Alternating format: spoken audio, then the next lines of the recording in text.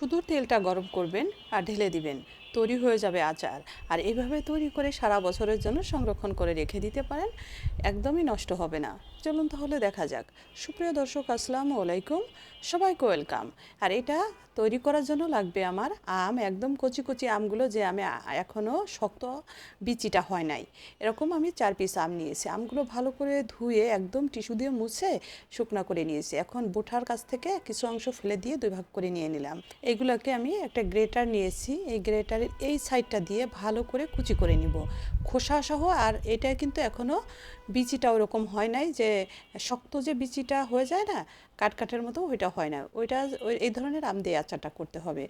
4 piece আম ভালো করে কুচি করে আমগুলোকে ভালো করে চিপড়িয়ে দেখেন এই যে এরকম রসটা ফেলে দিয়ে নিয়ে নিলাম। আর একটা রসুন গ্রেট করে নিয়েছি সেম গ্রেটার দিয়ে। 8 থেকে 10টা কাঁচামরিচ এভাবে একদম মিহি করে ঝুরি করে কুচি করে নিয়েছি। এখন সব কিছু একসাথে ভালো করে মিশিয়ে নিব। ভালো করে মিশিয়ে নিলাম। এখন চলে যাব একটা মশলা তৈরিতে।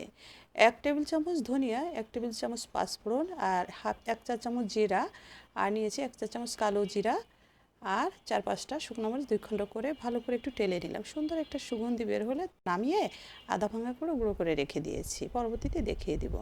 এদিকে আমি 150 গ্রাম পরিমাণ সরিষার তেল, 1 চামচের একটু বেশি দিয়েছি লবণ, এটাকে ভালো করে ফুটিয়ে নিয়েছি।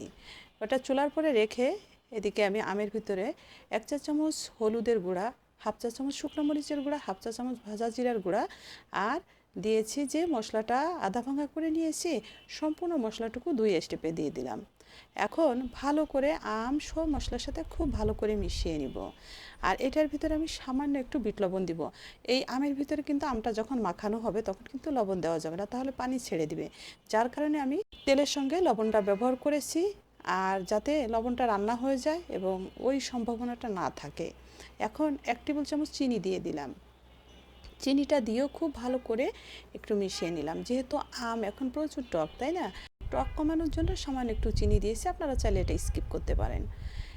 তেল গরম করে নিয়ে আসলাম, এখন উপরে জাস্ট এইভাবে করে ছড়িয়ে দিলাম। প্রথম 150 গ্রাম তেল ব্যবহার করেছি, ওটাই তেল একটু কম হয়েছে, পরে আরও প্রায় 100 গ্রামের মতো তেল ব্যবহার করেছি। সেমভাবে গরম করে আমের ভিতর ঢেলে দিলাম। আর দেখেন, গরম তেলটা দেওয়ার সাথে আমটা কিন্তু মনে হচ্ছে রান্না হয়ে গেছে, সেই কাঁচা ভাবটা আর নাই। হ্যাঁ, দেখেন, হ্যাঁ একদম। আর এত সুন্দর একটা স্মেল আসছে।